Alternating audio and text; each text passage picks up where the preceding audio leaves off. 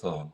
So, yes, how I should say, how was your day? My day is just beginning, but how was your day, Shravani?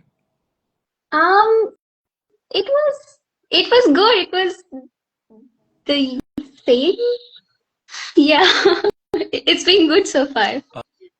Awesome, awesome. Nothing in particular happened that was particularly interesting. Did you learn anything new today?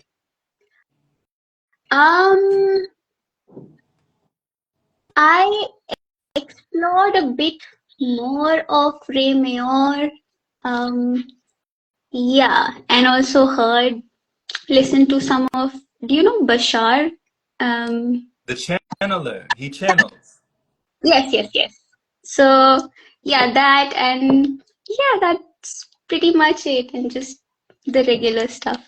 Awesome, awesome. What did you enjoy from Ray Mayor today? Well, I was going through some of his retreat recordings. Mhm. Um, yeah, and also he went through this whole process uh, live on TV where he did not eat and drink for 8 days. So I kind of saw part of that. Right. Um, yeah, Yeah. I remember hearing about that process, where he was, televised and, videotaped and, yeah, very, they were looking chronologically at the days and they were studying him and they were taking his blood and they were measuring all of yeah, studying yeah, everything that was going on with his heart rate. And while he was just, in that room, solitary in the room for no food and water for over 8 days. yeah, And yeah. I read that in his book. Have you read the book A Year Without Food? That was his book. Yeah, I'm aware of it. I plan to read it, Hmm. but yeah, not yet. Yeah, it's a beautiful, just a testimony. And you spoke that you mentioned you were looking at his retreat recordings. So you've been to one of his retreats? I've not been, but I'm considering. Okay, Yeah, yeah, yeah. So awesome, I'm awesome. just exploring to see how it is for people. Right. I also saw a testimonial, and that sounded pretty nice. So Yeah, and Ray Mayor is on the Israel side. Him and his mentor Tal Giboa, they're all on the Israel side. So their perspective is very unique, especially Ray's perspective. I find it very, scientific. He's very down to earth. He's very logical, scientific, kind of, talking about the body and its biological capabilities, and it isn't very in the realm of fantasy or in the realm of where other people will go. And I actually take a liking to all different perspectives, all different sides. But what do you enjoy most about Ray Mayor's way of thinking when it comes to chronic living? yeah. So I agree that he's very logical. But what I receive is just his this light energy that he talks with. That's what I receive. I'm not very logical myself. I am, in fact, I would prefer the more heart-based, the more, energetic kind of conversations. Um, and you don't get much of that from him. Like even when he's talking about mystical stuff, he's very like logical. Right. But I still really enjoy. I can see that he's a light person, like, very like light. Yeah. So yeah, yeah, That, that's a really high yeah, compliment. I love that coming from you, Shravani, when you're talking about others. They say that, the light I see is the light in me, you know? mm, So you're making that connection, but it shows the reflection. It's like the light recognizes light. Yeah. oh, okay, thank you. That's a huge compliment coming from you. Yeah, it's just calling it like I see it, because even with Bashar, Shravani, when you're talking about Bashar, the channeler, channeling that information and putting out that positive vibration, one of the best quotes that I ever received from Bashar was to follow your highest excitement to the best of Hmm. your ability for Hmm. as long as you can Yeah. without any attachment to outcome. And that was one of the best things I ever received. And it was so simple, but it was so profound to just follow your bliss, follow your joy. So, what message Yeah. did you receive that you enjoyed from Bashar? So I like this one. He calls it the formula. So I really like this. What else? Okay, what's coming to me is um, somebody was telling him that they don't feel like life is worth living, that they have any value. Hmm. Then I think his response was on the lines of, that's not possible. I mean, just because you exist, you are valuable, and you can continue to like fight this truth. Hmm. But uh, the truth is that if you were not valuable, you wouldn't exist. So Hmm.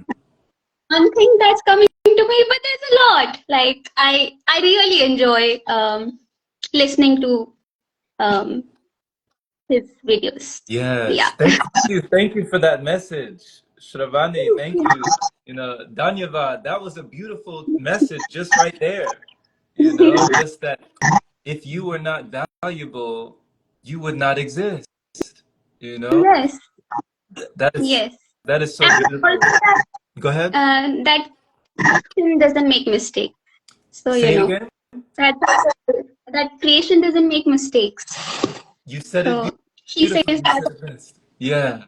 Creation does not make mistakes. One of my good friends said that as well. Her name was Carolina, and she was in Bali when she told me this. But she said the very same thing, and I believed her when she said it.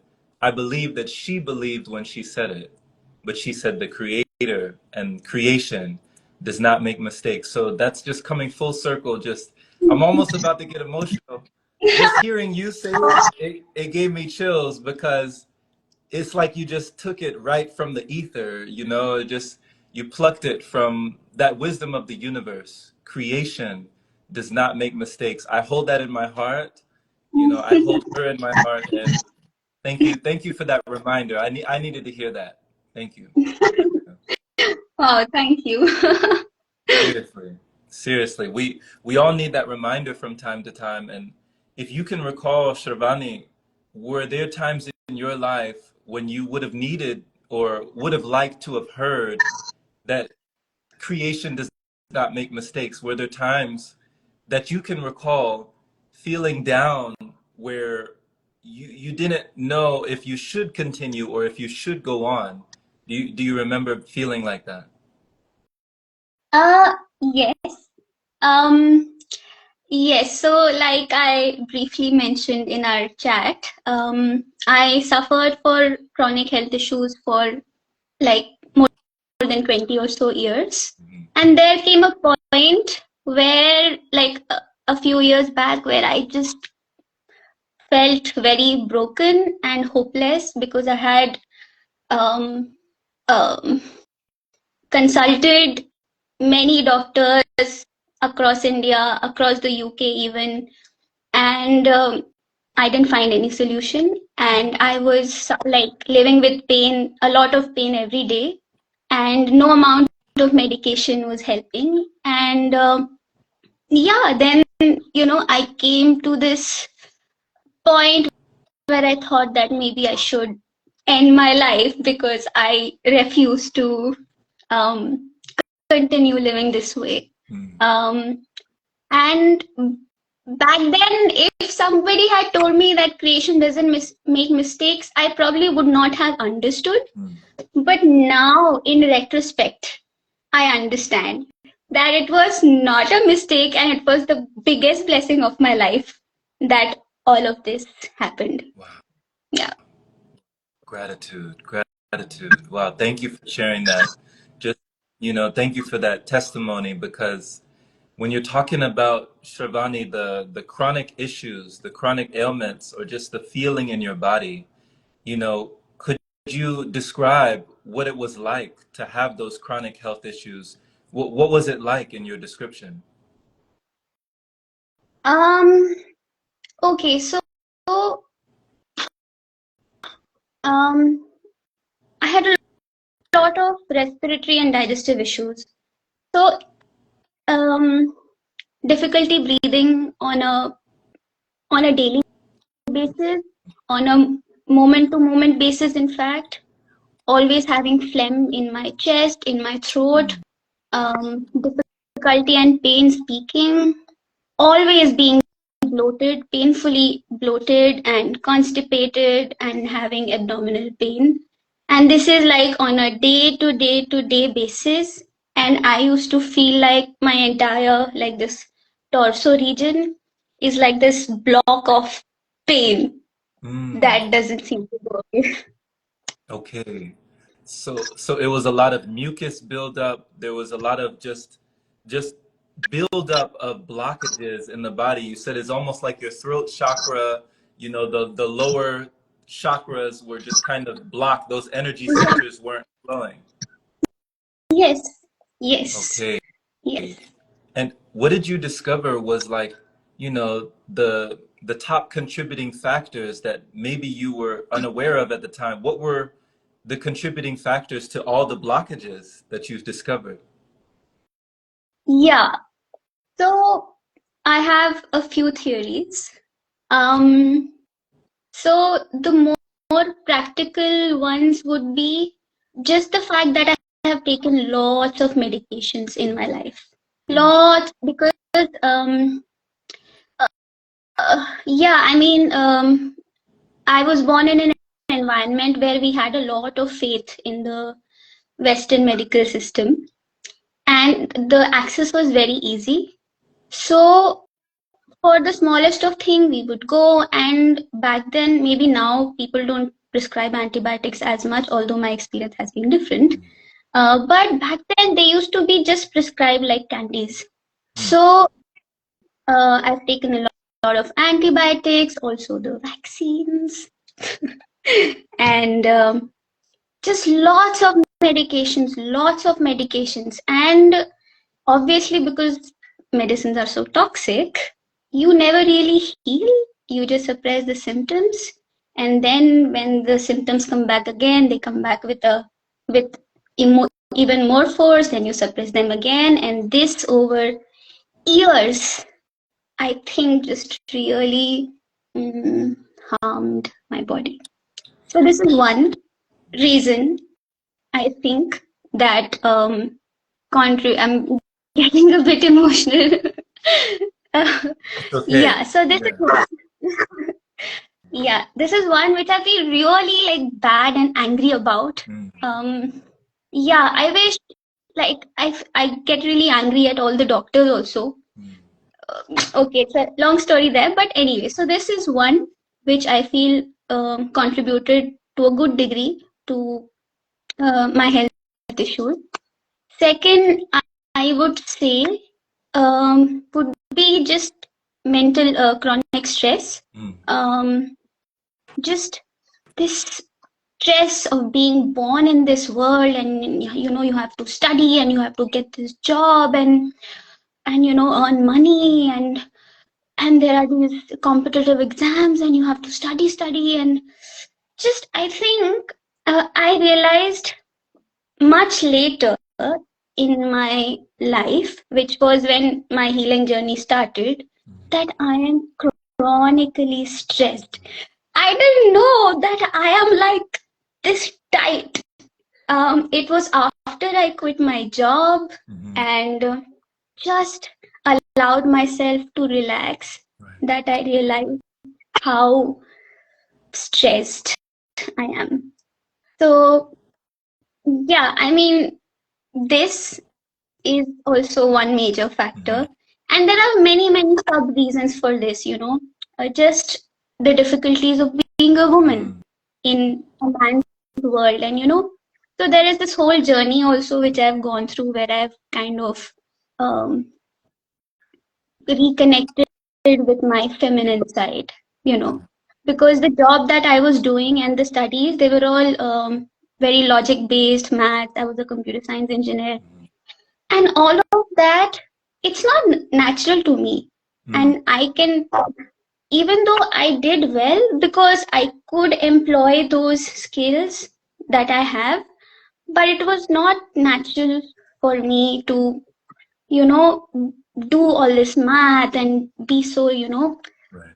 in a way, employ those masculine traits. Right. So that also I discovered much later that, hey, it's okay to be, a girl and want to do girly things and just, you know, play with puppies. I'm not saying that this is a feminine thing, but whatever, you get it. Like, I realized that it's okay to be a girl. Right. And yeah, so this whole journey, which is still continuing, so this is also one bit that I realized contributed to this chronic stress, which I have been carrying my whole life.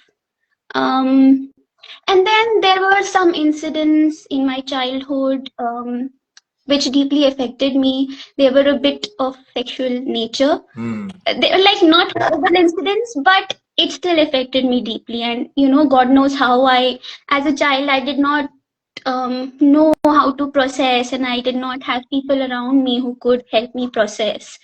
So that also, my guess is that that also got stuck in my body, and slowly just so yeah.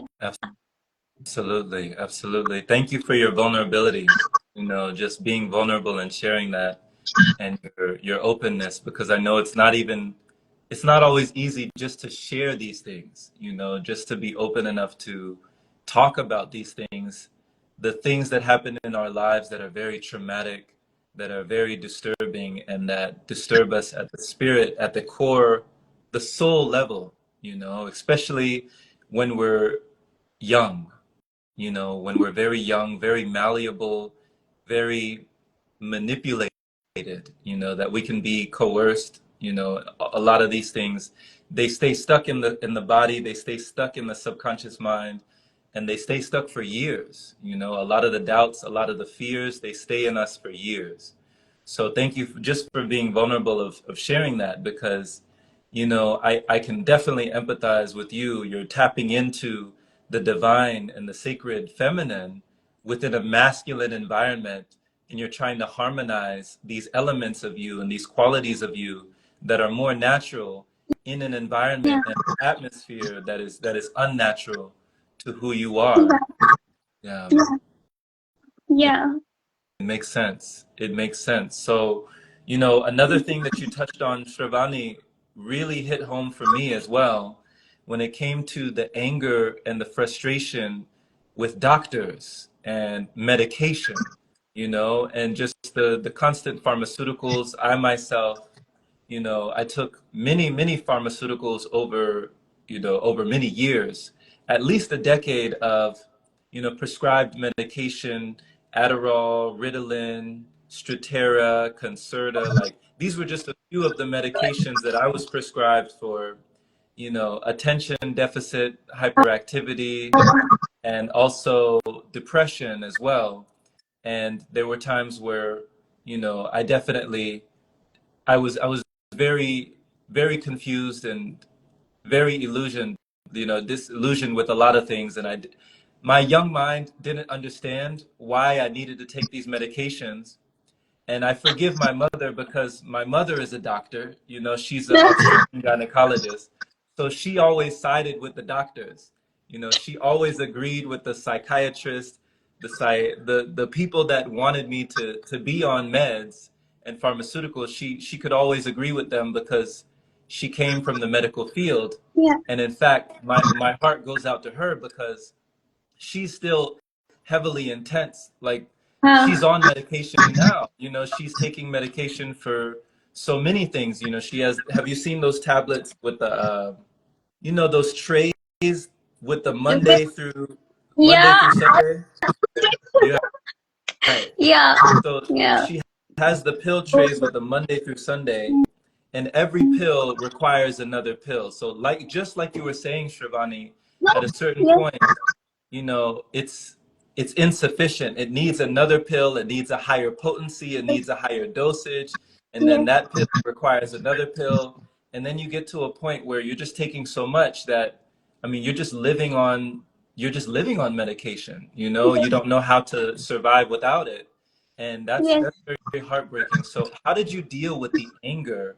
I would love to hear how you process that. How did you deal with the anger? Because I had a lot of anger when I was younger. Yeah. Uh, uh,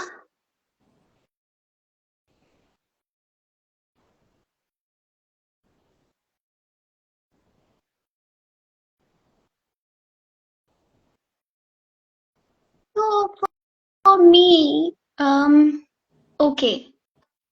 So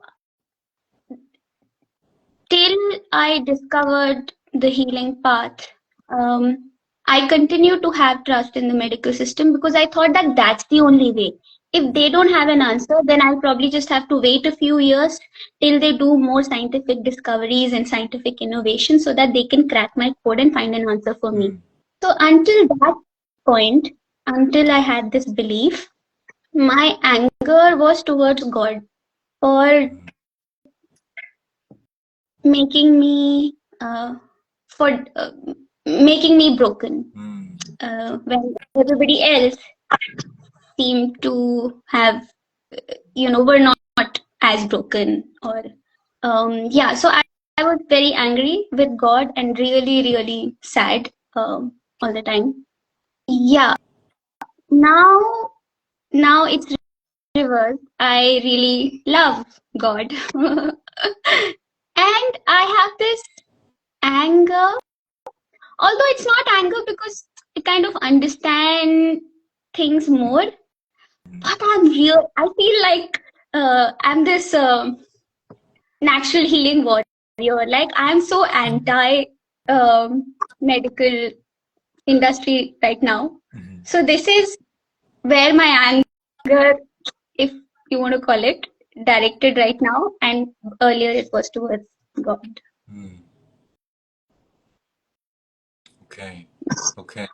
So, And for me, um, yeah, so I went through so many cycles, oh my, like so many cycles of having hope, going to these doctors, trying these new medicines, trying these new treatments, and it not working. right. And then my hopes getting crushed.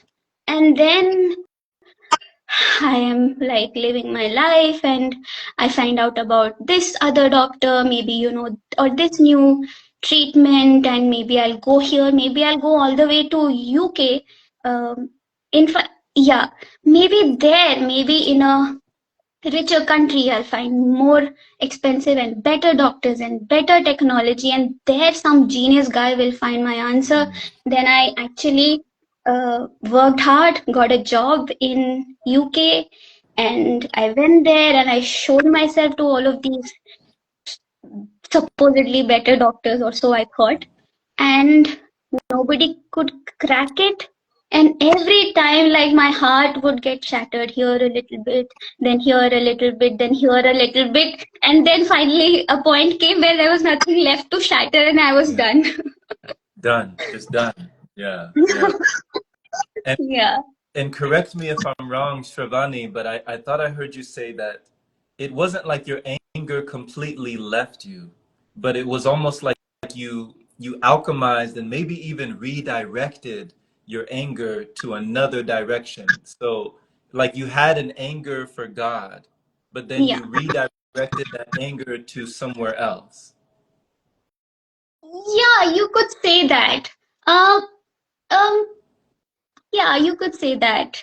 Although, but I would like to add that now this anger that I have, it's not like it's harming me, Mm, and it's not exactly anger also. It's this, oh, like these mofos are screwing all of us up, and people need to find the truth. mm, And so I'm this like eco warrior, natural living warrior, and it's more of like passion and this, yeah, like I'm on the other side. Like if this is the war, then I'm here. yeah. Okay, like bring it on. It's that kind of a thing, even though on some level I understand that everything is God, right? even the pain and the darkness and all of this negative side of this game, even this is God. This whole drama is going on. So it's not like I have anger in the sense that I'm hurt.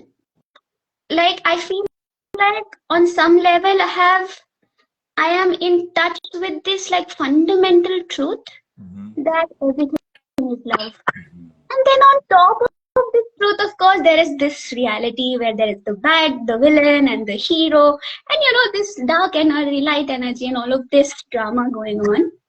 So you could say that, I have anger, but on some level, I'm also kind of free, and it's not the anger is not burning me. Right. Like, yeah. Not eating you up inside or burning you up from within, you know. I've definitely heard, and thank you for this, enlightening perspective. I just really enjoy how you illustrate this and paint the picture of what some people might call like a righteous anger. Some other people might even label it like sacred rage. I've heard of sacred rage, Yes. it's almost like ancestral, it's coming from somewhere just like, what is happening? Like, do people realize what's going on? And this ancestral sacred rage just wells up within you to, want a change to come about for the planet, for us. You just to wake up, to awaken, to the Maya, to the illusion, just to everything that's going on in society. And I feel Yeah. you. Yeah. Yeah. Yeah. So, can you talk to us about when your husband introduced you, or was it your husband that introduced you to Vipassana? Yes. Oh, yeah. It was him. So, how did that, Yeah. how did that, trajectory transition you or take you in a completely different direction? Yes, yes. So, yeah, for me, okay. So, my husband was back then my boyfriend. In fact, my ex-boyfriend. So we had broken up and he had gone for Vipassana and he came back and he was just like after my life and he kept insisting that I should go. And he was already my ex. So I was anyway very angry with him and I was just like leave me alone type. But somehow, uh, I eventually decided that fine, I'm going to apply and I'm going to go. So I went and I came back, and obviously something shifted, but it's not like I knew what shifted. But now I know because, like, SN Goenka, the teacher, he says this, right? That, it's not like in 10 days something very visibly different will happen. But this is like planting a seed inside you. So that little tiny seed entered me. And over time, I realized that, oh, that seed of self-awareness is growing, it's growing, it's growing, it's growing. Yes. And yeah, so even before Vipassana, I used to do a lot of research. I used to talk to the doctors as though I'm a doctor. Like I used to use all the jargon, all the science, all the, I've read this research and this papers and whatnot. And I used to really work hard to solve my own case before Vipassana. And somehow I did not find any answers. I was still stuck in the same pace. And then somehow Vipassana happened, and I'm continuing to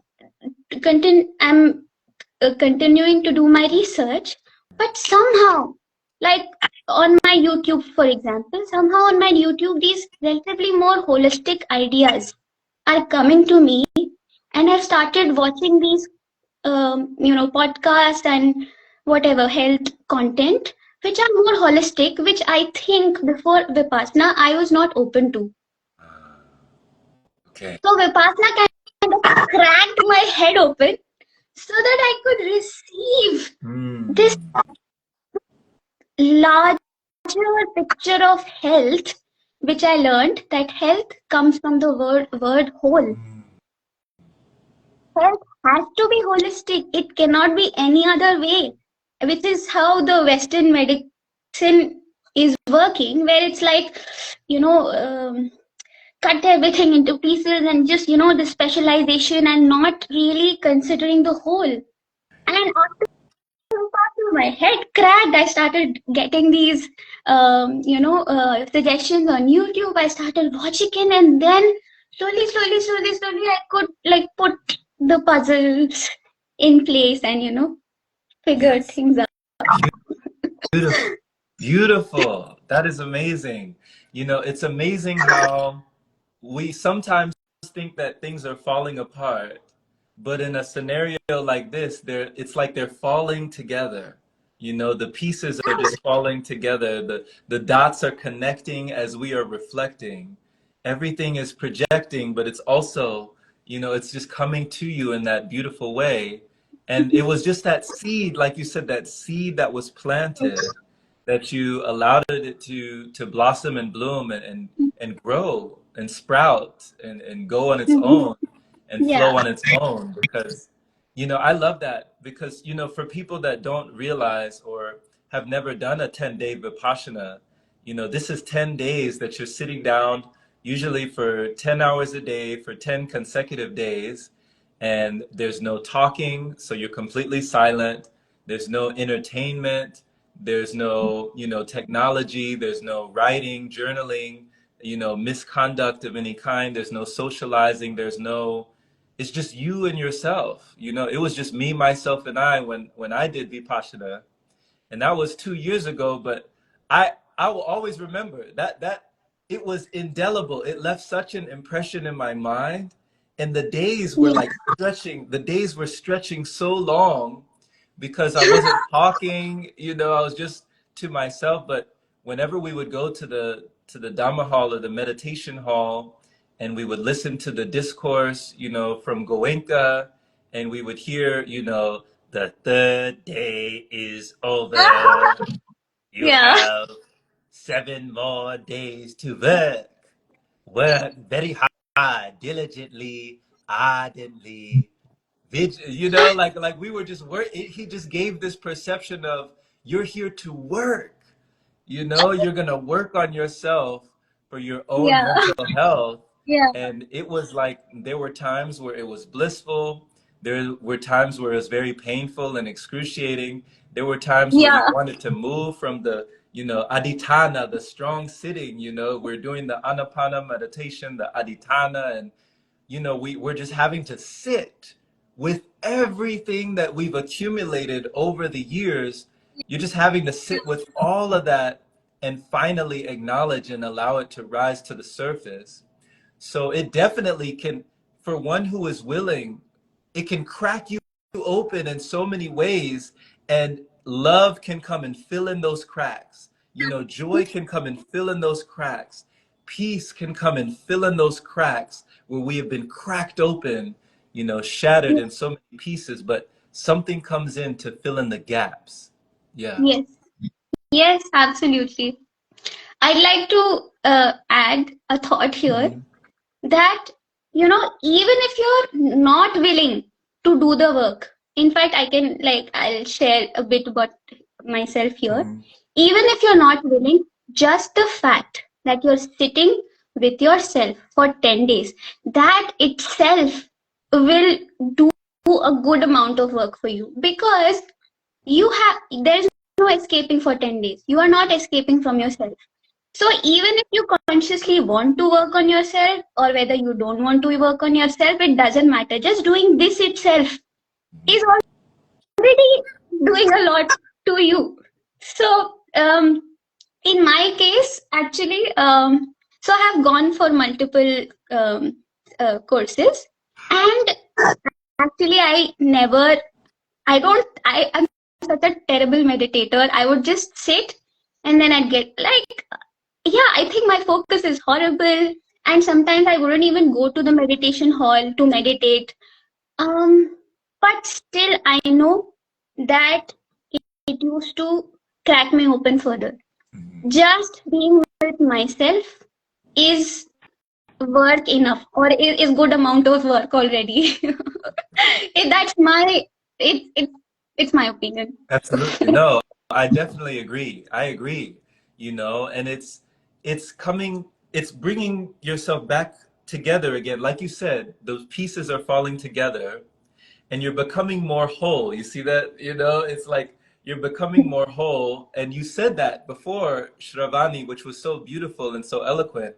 You said there is no health without wholeness.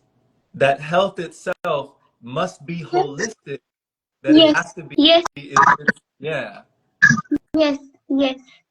And around this, another thing which like really annoys me about the medical industry is that they think that the mind and the body are like these two separate things, Mm, which hardly have maybe some connection but not much connection. Whereas the truth is that they are pretty much the same thing. yeah. There is like infinite Mhm. connections going in both directions. Like it's the same thing. You cannot separate the mind and the Yeah. body. And I mean, I can, yeah, that's what I think. Yeah. And it's been my experience so far that all the healing that happens, it happens in both ways. Mhm. Yeah. Yeah, no, I agree. I agree. And it's just revolutionary to think about that in that way. And even today, I just love the way that you have this perspective and to have that, to understand that there is no separation, that there's always been wholeness.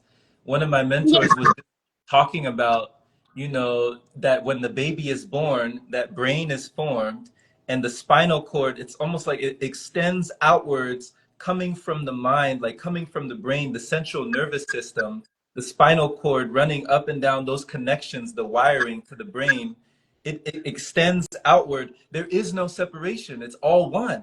It's all Yes. one.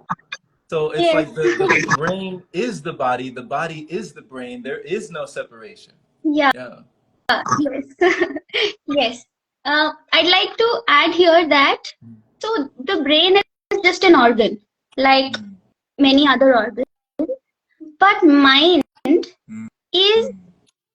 mind is actually sorry, one second. Okay. Yeah, the mind is not just arising out of the brain. It's like it's a whole body thing. Mm. I don't know if I probably did was not very clear there because I don't have the words myself. Okay, it's But no that's worries. yeah. Yeah, but that's my understanding that brain is just one organ and it's an assumption that this whole experience of what we call the mind is coming out of the brain. Sure, we've seen that, okay, if you like electrically poke here, then something happens. If you electrically poke here, then something happens. Something happens in the mind or in our experience. But then even if you poke your stomach, something will happen.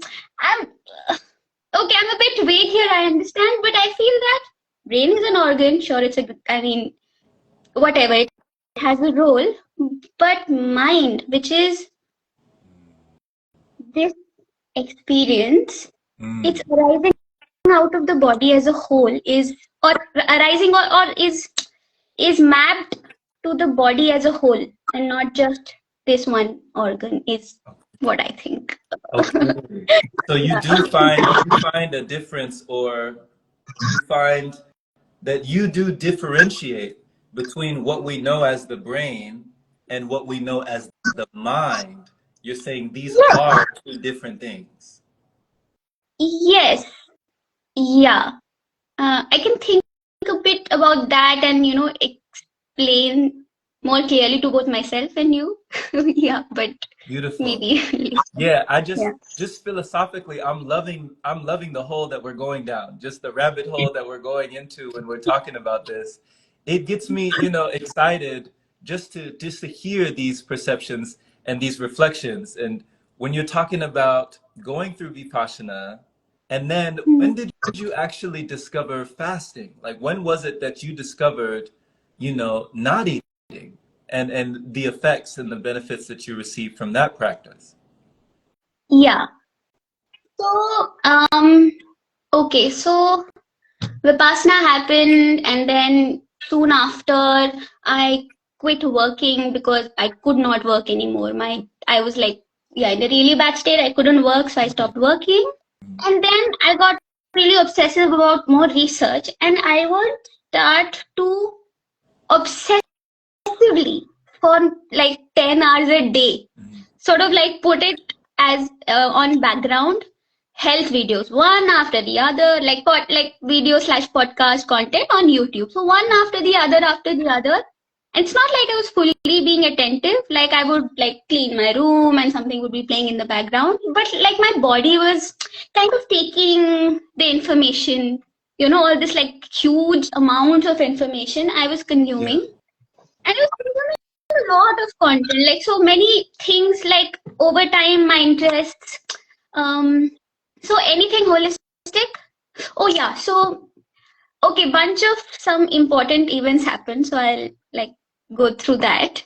Okay. Yeah, so I started watching a lot of content, a lot of spiritual content also. So that also helped me. Like I discovered non-duality, like Advaita Vedanta, and some videos on that. So just going through that, it sort of calmed my mind, and made me more helped me accept my circumstances more. So this is just the beginning of the journey. Then yeah, then I was like, okay, so then some strategy change in my strategy happened, where I was like, okay, instead of trying to cure my diseases, list of diseases, what I can do is, okay, so all of these guys are saying that these are healthy habits. So fine, since I have no other choice, I will adopt these bunch of healthy habits. And of course, even if it doesn't cure my disease, but overall my health score, if it's like at a -10 right now, even if it comes to -7 with all of these so-called healthy habits, that's also better for me. So, okay, this new, because until that point, I was like, I'm not interested in all of this. Somebody just fix these diseases and then I can just live my life. This was my mindset. So then this mindset shift happened, and then I started adopting these little changes, like, okay, circadian rhythm, fine, then, I will sleep sooner, wake up sooner, I will expose my body to the sunlight, intermittent fasting. So all of these little things, which everybody agrees is a good thing to do, right? So no controversy, no controversy there. So all these little good habits I started adopting, and I saw a difference. So I was like, okay, fine, I can breathe better. Like my score has come down to, from -10 to a -7 with these changes. Of course, I'm still suffering, still in a lot of pain, and it's not like I'm very happy with this -7, but life is more bearable now. Then this very important event happened where I came across this video on YouTube where this lady was giving a talk in Google something talk, whatever. So the talk was about spontaneous remission. So that spontaneous remission. Remission. Remission. And she was talking about all these cases where, okay, this guy, he was told by the doctor that, okay, you have cancer, you just have you have some time to live, you have a few months to live, let's say. And this guy is like this hotshot, like very rich dude in the finance industry, whatever. And after hearing this, he's like, okay, screw all this. He was in New York and he decided to, fine, if I am dying, then I might as well go back to my village in Spain and die there. That's what he decided. He goes to his village in Spain and he not only survives, he thrives. And he finds out later that the doctor who said that he will die, well, he's now dead, but he's like, he has lived till the old age. Whoa. So there are many such cases like that. And then I realized that, oh, he comes back to his village.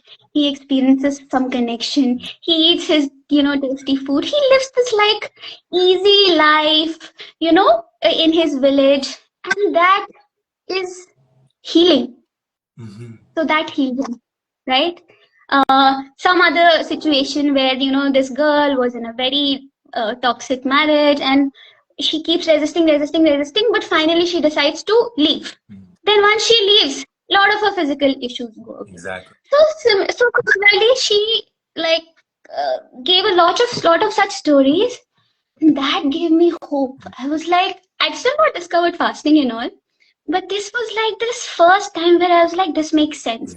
Like, if there is any possibility that something like this can work for me, then if just by the sheer belief, like, if I can think myself into health, kind of. And there is a lead here, there's that little bit of maybe I have a solution, or this road has opened up. So that was an important moment for me. Okay. And then yeah, more content consumption, and then I was experimenting with food a lot, which was a long journey. So from this point till me discovering fasting, it was like 10 months or so, like probably a year. So for a year, because food, you probably already know, is such a cluttered, controversial topic. Every expert on the planet has a different opinion about food, right? And they all have some valid points. So I, I took a lot of time to like kind of make experiment, keep track of my symptoms and whatever. I was being the scientist, and none of it really did it for me. And then finally, I started to, okay, so this thing about raw foods and fasting started to come to me like in, so for example, there is this, do you know Sadhguru? Yeah. So I used to watch a lot of Sadhguru videos also because, yeah, I think I thought that he made sense on a lot of topics. So yeah, and then I watched his video on food where he was talking about cooked food being dead food. And that was the first time I heard that idea. And I was like, I don't know, like, okay, so I heard it and I was not sure. Then suddenly this idea kept coming to me from various sources. Some naturopathy center in India, they kind of send me this booklet, and in that booklet it was written, and I was like, this is very weird. It just doesn't, I don't really vibe with this idea because we have been eating cooked food for our whole life. Right. How can you, like, what is this? What do you even mean by dead food? Exactly. Right? That's just like a very woo-woo thing to say.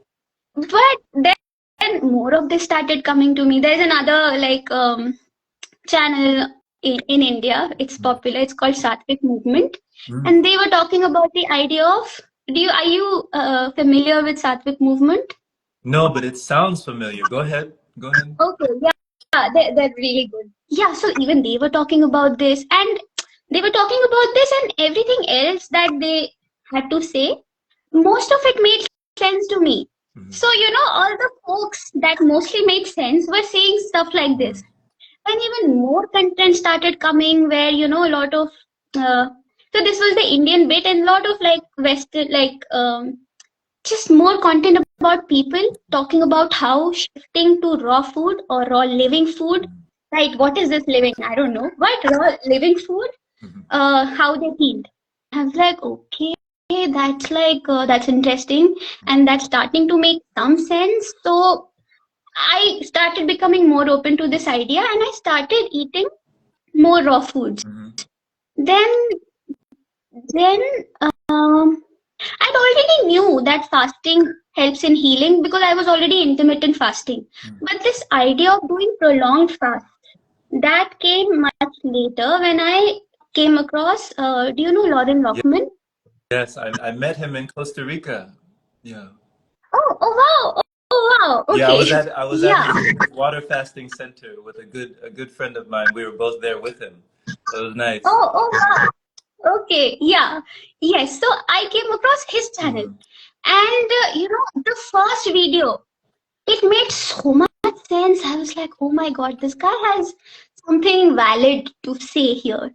Then I went on this binge and I saw all of his videos. Mhm. And I was like, okay. By then, I was like, okay, maybe I'll do a juice fast. But after I binged on his content, I was like, okay, that's it. I'm doing this. Yeah. So that is how I came across fasting. Yeah. What was And it? I like What I was it did. that you heard that you were like, okay, like what was it that flicked the switch for you and said, okay, I gotta do this prolonged fast. I gotta, push the limits of my comfort zone. What do you recall what he said, or what triggered that within you? Mm, okay, let's see.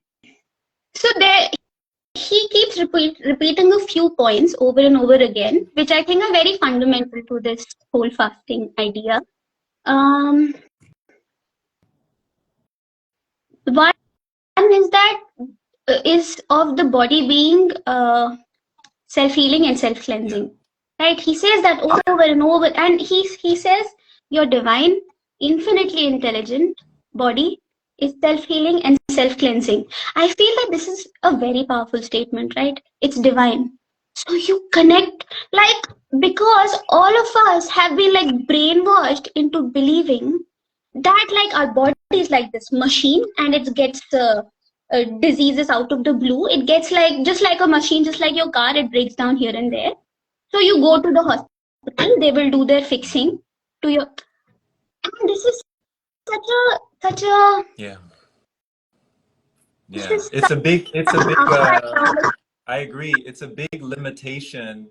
Just on the yes, imagination, it's a big limitation, yes, to believe that the body is not capable of doing what's within its design. Like it's within our constitution to be healthy. That's like you said, it's divine in the yes, design, it's already divine. Yeah. yes. Ah, yes. So I love this statement of his. Of course, there's this whole explanation about food and no other species eats cooked food and how that whatever all of this like logical stuff, which is very great. I love the way he explains it. Mm. This one statement, your divine godly body, like this is how you are experiencing this crazy like crazy thing called life. This is the instrument. How can you be so stupid and arrogant to believe that that it's normal to just be sick, and then you need this other folk who calls himself an expert to fix you? Like what? It's like, and he uses the statement so many times that it kind of got into my head finally. Yeah. Oh my God. And oh, another statement which is very important is that symptoms are a sign that the body is healing and cleansing. Mhm. This this is also a very important thing to catch. And you like once you get into this journey, you will see that this happens, because then I used to be like, okay, he is saying this, but we'll have to test it out. Mm. So right, so now I am having the stomach pain, and then I go and eat, and the stomach pain goes away. Mm. So what is happening? Okay, this is a long explanation, but I can go over it. But he explains it so well, and and then I'm like, okay, that's a great explanation. Let me see it if that's true for me, and I see that it's true for me, and I'm like, oh my God, symptoms are truly a sign that the body is healing and cleansing. And the moment I run towards medicines or food or whatever, I'm actually stopping the detox process. So the symptoms go away. And so I am fooled into believing that the meds or the food helped me. Exactly. But it doesn't. Yeah. Yeah. There it is. There So, it is. Yeah. yeah. It's actually, it's a form of gratitude that we can have to feel blessed that we are able to be sensitive enough to perceive the symptoms themselves. Like if we can perceive, if we can be sensitive enough to feel the body healing, you know, and Hmm. revealing the disharmony or revealing the problem, that's a good indicator of health. That's an indicator of health, like the body is healing. But when we don't feel the symptoms or when we don't perceive them at all, that's when we're kind of in a danger zone. You know, you want to feel the symptoms. That's letting you know that Yes, health is arriving. Yeah. Yeah. I love that. I'd like to Yeah. add a point here about sensitivity, Mm-hmm. right? So up until now, I used to think that sensitivity doesn't sound like, it sounds like weakness. Sound doesn't sound like a good thing. So that was my opinion. And now I believe what you just said, and I have something to say here. So after my second fast, every time I held my phone, I would feel this pain. And I was like, okay, so firstly, it took me a couple of days to realize that this crazy pain that I have, it comes when I hold my phone. So it took me a couple of days to realize that. Then I'm like, okay, what is happening? Like, I made this connection, but I didn't. Then I started doing some research, and then I found more research about how phones and all these EMF radiations, they're burning you, you know. And then I told this to my husband. He was like, I don't know. And I'm like, but clearly it's happening for me. And also I noticed that when I have my phone in my hand and we're traveling in a car, then it burns even more. And then I found out, I did some more research. I found out that, okay, you know, when in a moving vehicle, phones kind of send EMF signals more frequently, and therefore there's even more EMF signals or whatever. And I was like, okay, this makes sense. This is my reality. But then my husband was not experiencing this. I was like, what is happening? But this is real for me. And then slowly, it started happening with my husband also, and both of us like, this is real. So now, because now I've so this was just after the fast where I was like this pure baby level sensitivity. So then I could perceive it, but now I don't perceive it as much. So the sensitivity has dropped because I'm eating whatever, some cooked foods and whatever, I'm eating a bunch of things, and I've I've I've not become healthier. I've become desensitized. So yeah, like you said, it's actually a good thing to be sensitive so that you're catching even the smallest of things. Yeah. Yeah. Thank you for that testimony. You know, it makes a lot of sense, even logically, when you're talking about this. And, you know, one of the things I love about you, Sravani, I love this about you. You are willing to experiment. You're willing to test and find out. We call that TAFO, like test and find out. You know, you don't just rest on your laurel. You don't just rest on, you know, whatever information or something that someone has given you that you maybe have digested from somewhere else. You've consumed this outside source of information. You test it and you find out from within. You find out for yourself what it means Yeah. for you to actually have this lived experience, and you don't just Hmm. trust, you know, the outer guidance or the outer guidelines, you know, the things that we've been told or the things that we've been sold or the ways we are controlled by other perceptions. You're like, no, I'm gonna have that internal direction. I'm gonna pay attention to my gut intuition, my gut instincts, my gut guidance. You know, let me listen to my gut, let me follow my gut and see what happens. And Yeah. it's amazing what you can reveal when you allow yourself to feel. Yeah. Yeah. Thank you. That's so lovely. You're very poetic. So, oh man. So, Sravani, let us know, you know, you've gone through, you told us that you've done intermittent fasting. You told us you learned about Lauren Lockman, which, of course, Lauren, he's big into water fasting. And you did some 21 days. So now 21 days, that's no small feat, especially the average person in society. I don't know about India, because I know India, perhaps, you know, there's a lot of, you know, a lot more reverence when it comes to, pranic energy and pranic wavelengths in India, because that's where, we get the word prana. But here in America, nobody's going a day without eating. Not very many. Not very many. There's very few and far between that people are going even one day. You went multiple 21 days. So can you talk about that? Yeah. So, okay. Uh, so yes, you're right. One is that in India, um, even though in urban settings, in mainstream places, people are just normal. They eat their normal food, and they whatever go to the hospitals when they're sick and just live their normal life. But still, in our mythology, in the culture, the idea of fasting is there. Like, for example, there's a word called falahar, right? There are these festivals, the multi-day festivals where you're supposed to fast, and fast maybe one type of fasting is falahar, where you just live on fruits. So it's known, even though people have stopped following it, and they have all these hacks during, like, people just for the sake of it, they're fasting, but they're actually kind of breaking rules here, like, whatever. But still, it's there in the culture. So this word is there in the culture, falahar.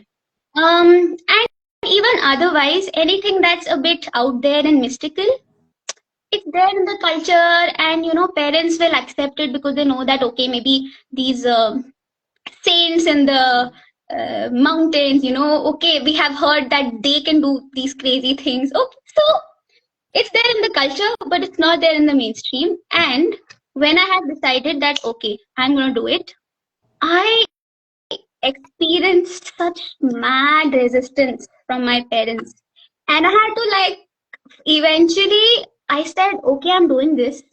If it's not here at home, I'll go somewhere else and do it. Because I don't care whether you understand or not.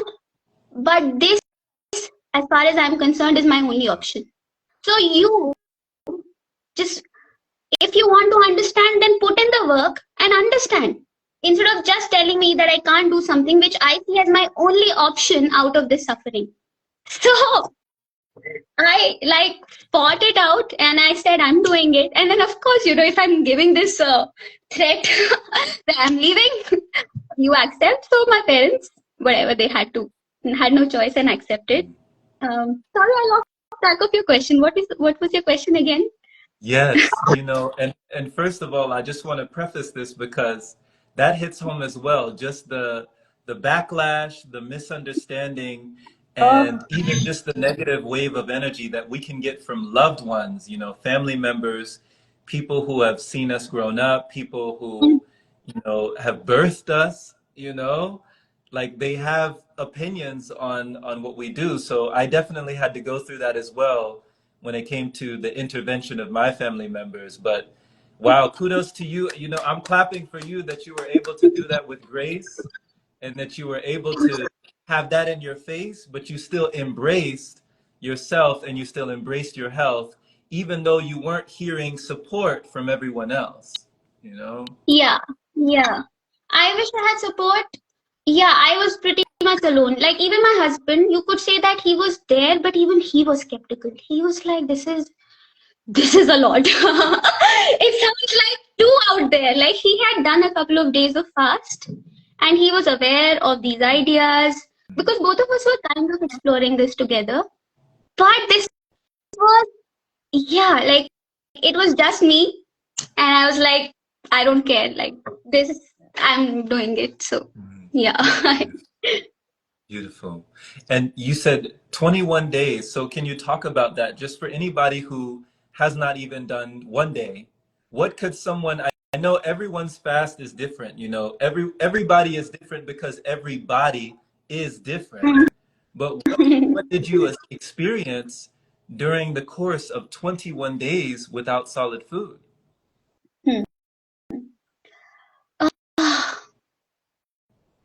Okay, so I have done 221 and 114, and every fast was different, and every fast was easier in many aspects compared to the last one. So this is like a general thing I'm putting out there. Um, so during my first 21-day fast, many things happened on both like a physical level and mental level. I'll start with mental because that's like simpler. Emotionally, um, there was just a lot of sadness that came up that I could not run away from. So, it was like actually fasting is like, it's like Vipassana for the body. There is no running away. No. Right. You have to stop yourself. You're right. So, um, yeah, I used to try and distract myself with my phone and all. Uh, but not much. I mean, most of the times I was just so tired and healing that I would just have no escape, and I used to just sit with the emotional pain and sadness and the grief. So the word is grief that is coming to me, and I see the grief is still there. The grief about what I have asked myself a lot of times, and like um, the simple answer would be just this grief of losing myself, you know, like on a very fundamental level, just this grief of disconnection from my true self, from my home, right? And of course, there are these other more real kind of grief, like, okay, this happened to my body, this incident happened that really deeply hurt me, and this and that. But at the most fundamental level, I came face to face with my grief of disconnection from this loving wholeness, which is my actual truth, my actual being, and this disconnection where I've kind of lost touch with this truth. So okay, this is a bit philosophical. I love Yeah. philosophy. Philosophy was my favorite subject. I love philosophy, like just having that. I mean, that is very, very profound, Sravani, the way that you describe it.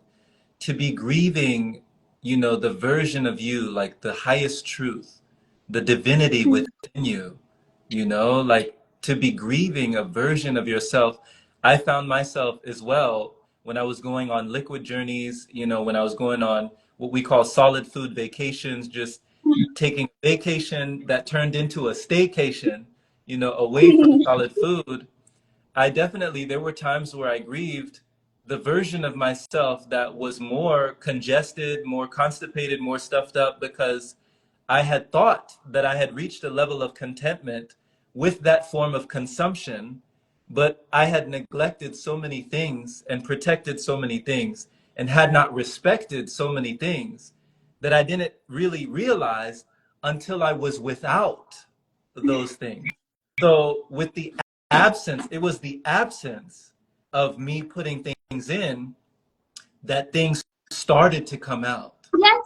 And it Yes. was, yeah, go ahead. Yeah. Yeah. Yeah. I love that. Yeah. That's why I kind of compare. That's why I'm saying that the body and the mind are very much the same thing. Right. Because all of these ideas that S.N. Goenka talks about in Vipassana, which is that once you stop putting um, thoughts in, then the quote, this huge ocean of stuff that you already have, that starts to come out, and that's and the same happens for the body. And yeah okay, so emotionally there was a lot of grief which I you know saw for the first time properly and experienced and allowed myself to feel fully. So that was very healing. Then there was a lot of love, you know, like I could feel more opening of my heart because, and yeah, and I feel a lot of love for my parents. I kind of like realized that actually I love them so much. Like, yeah. So that came up, and yeah, just this like love towards nobody, just love, in my being. I just started to feel more of that. Um, there were also there was also this grief about disconnection with my body, and specifically this loss of reverence for my body. You know, um, yeah, like Relevant. none of us, I think, in our culture, we don't have reverence, and that's like the word is like the highest level of respect for our bodies. In fact, we think of it as this like annoying burden, you know. Um, and after I kind of much so after my fast, after the healing happened, when this became a reality for me that actually have healed, Yeah. because all of these objective parameters, what I could clearly see that okay, this has improved, this has improved, this has improved. And then I remember this one time, actually there were multiple times where I cried so much because I realized that for my whole life I thought that I am defective, that my body is defective. And now I'm realizing that, oh, it was never defective. It was always working in my favor. It was always loving me back, irrespective of how unloving I have been to my body, and how incredibly powerful it is. Right? So, like, I just cried out of, like, I'm sorry, I'm sorry, I'm sorry, I'm sorry. Hey, I'm sorry. Just me telling my body that I'm so sorry for not realizing this sooner, I guess, or not being so stupid. Wow. Yeah, so Yeah, that is so powerful. Just to give that a breath for a moment, just to really absorb that and take that in just for a moment. Thank you so much, Sravani, for just that right there. I mean, just to give us ourselves, our bodies, that amount of reverence, that amount of acknowledgement. Like, I hear you, I see you, I'm with you, to say, like, I'm sorry, please forgive me, to even hold yourself, to embrace yourself, to hug yourself, and to ask yourself for forgiveness for all the things that you've done, irregardless, like regardless of what you knew in that moment. Maybe it was unconscious things. For myself, I was telling my own body that. I started talking to my body out of nowhere. I had never in all my years had I ever spoken to my own body until I started doing what we're talking about. It got me into a relationship with myself that I never knew was there. And here's something, I'll say this real quick. I felt like my body responded. It was like my body heard me. It heard my words. It heard my emotions, my feelings. It heard my grief, my sorrow, what you're talking about. Like, it felt it on a deep cellular level and a cellular level. And it was like, it was almost as if my body was like, all is well. Like, it's okay. You know? yeah, oh, Like, yeah, it's okay, sweet. Yeah, like I was just holding myself, and I remember being in tears as well. It was very emotional, and like you said, we shy away from sensitivity. We shy away from that level of, just devotion and emotion for something that has been with you all along. It's been with you Mm. since the beginning. It's been with you. It's never left you. Yeah. Yeah, yeah. Thank you. Thank you for that, because you brought me down memory lane. Just recalling that for yourself, you brought me down memory lane, because I didn't know that I could have that kind of connection, with my body and with myself, that we talk about. It's become cliche. You hear a lot about self-care, self-love, Mm. self-worth, self-awareness, self-image, self-confidence, self-esteem. You hear a lot of these self, but when do we really truly, like yourself, like have that revelation that all we have is ourselves. Like all this is all we have. Yeah. Yes. Yeah. Yeah. Um, yeah. Oh, Thank you. so yeah. You're welcome. Thank you for being such a lovely listener. Like I'm like you have a lot of patience and just yeah. So thank you for listening. Absolutely. My pleasure. Yeah. You make it easy for me, Shravani. You make it so easy. This is food for me. This is nourishing me. I don't know if you can tell with the smile on my face. We've been talking for what, an hour and a half? It doesn't feel like an hour and a half. Time just flies because this is what we call like conversation cuisine. It's like a divine dining of dialogue that two beings can have with each other, and everyone's sharing in on this as well. If you know this, hearts have been going up, so many words have been going up, so many testimonies of kindness, and people are really just discovering themselves in new ways and asking themselves the questions that you dared to ask yourself when there was no one else around you to have that confirmation. You were willing enough to have the affirmation for yourself to relieve yourself in a new way. So many people have been definitely relating to you, and they've been connecting to your story, so your words. Yeah, Thank you. yeah, absolutely. Yeah. So yeah, before we go, would you let somebody know if, they're just listening to your story and they've never done a fast for themselves, and they don't have the confidence yet to do 21 days. They're not touching it, right? But they want to at least go one day, or maybe Yeah. 3 days, just a short one, like 1 to 3 days fast. What advice would you give somebody if this was their very first time?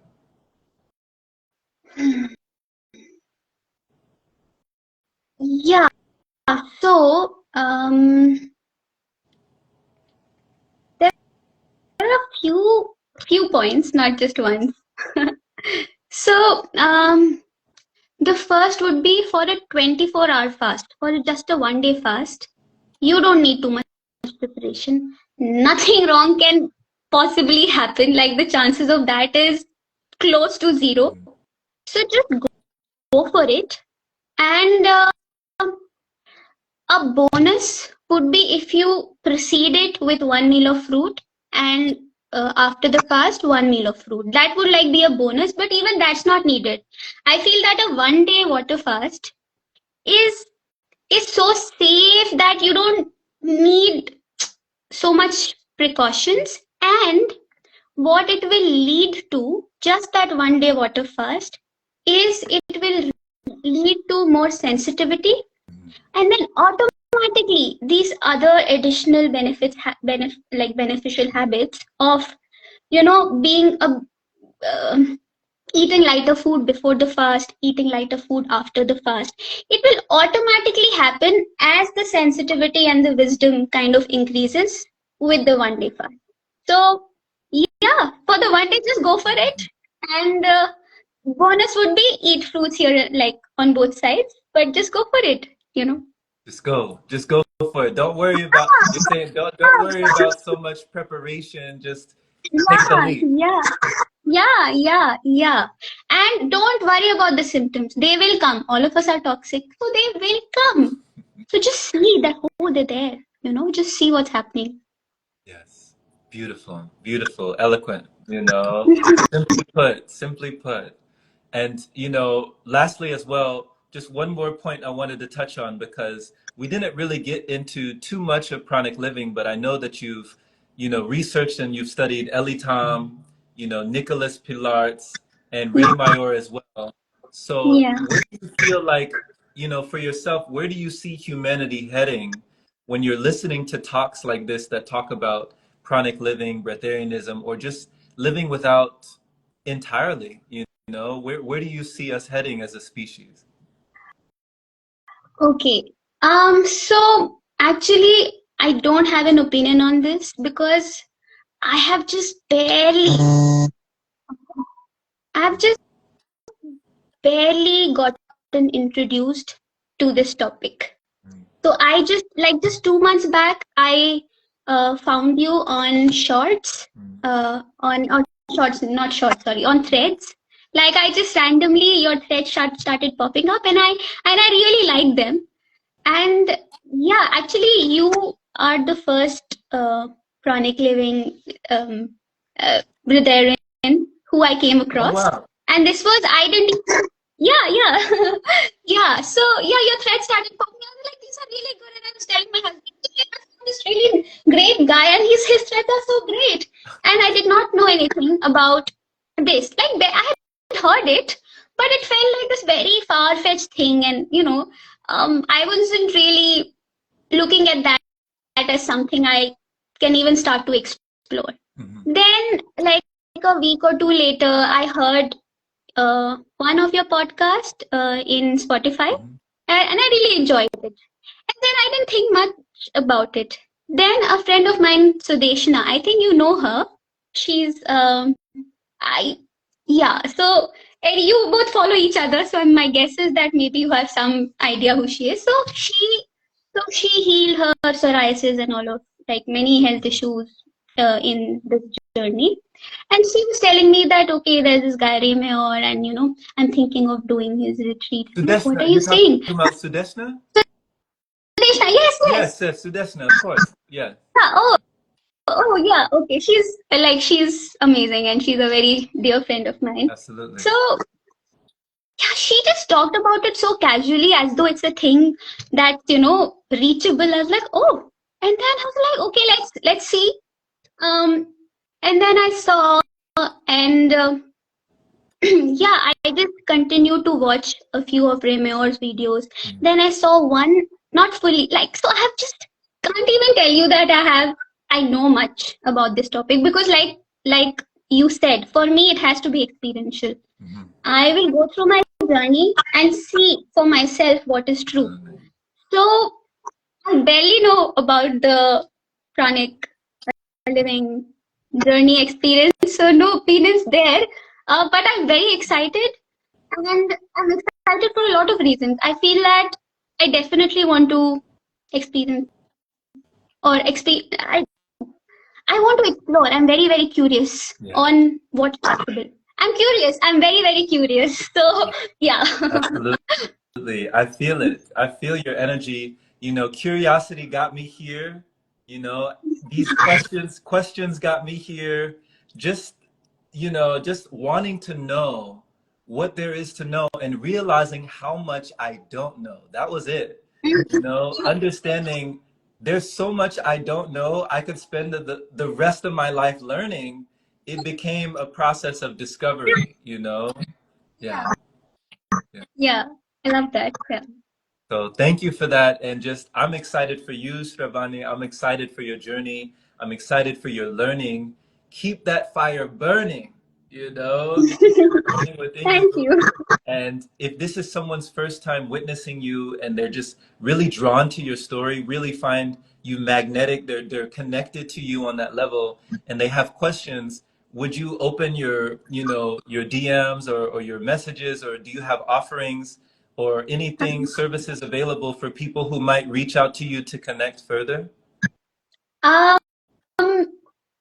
yes, they can reach out to me. My profile is public, and they can DM me, and I would be very, very happy to, discuss this path and hopefully help somebody find freedom.